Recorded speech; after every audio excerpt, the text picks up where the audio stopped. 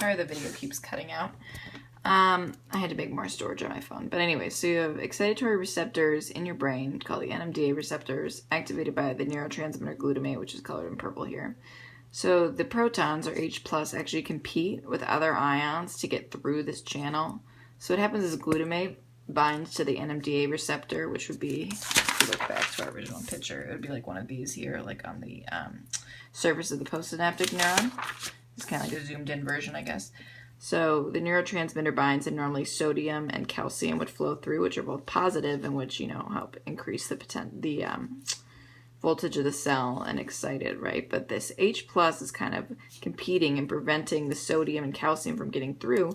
So that actually, it makes it harder for it to excite the cell, and it increases the threshold. So it's harder to fire an action potential. So this is like one mechanism that could account for, the decreased excitatory signaling that makes you feel like you're in a fog after a seizure.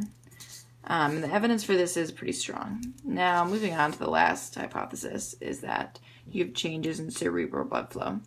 So under normal conditions, perfusion matches metabolism. And what that means is basically you get as much blood to a region as you need. So if you're working really hard and exercising, you're going to have greater perfusion because your muscles are using a lot of energy and they're metabolizing glucose so that they can contract and carry out the exercise. However, following the seizure, this is not always the case. Sometimes they become uncoupled. They don't match anymore. And sometimes what can end up happening is you have hypoperfusion. Anything with a prefix hypo just means less. So basically you have a decreased blood flow in that area, which can, again, lead to confusion and fog because you're not getting enough blood, hence not enough oxygen and glucose to kind of fuel activity in that area. This could be due to, poor regulation of blood flow following a seizure, or it could actually be part of active inhibition.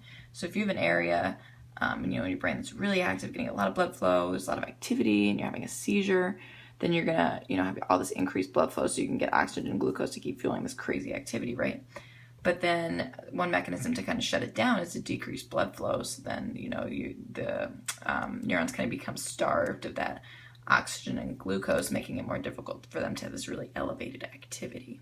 So this could be, a part of a mechanism, active inhibition, a way that works. But anyway, so yeah, if you have this decreased blood flow, you're going to have, that can lead to this post-ictal kind of feeling. So that's all I've got for today. So in summation, the four main mechanisms that may be contributing to post-ictal crappy feeling is neurotransmitter depletion, upregulation of your opioid receptors, residual effects or continued effects of active inhibition even after a seizure has been stopped, and decreases in cerebral blood flow to the affected area. All right, signing off. Bye.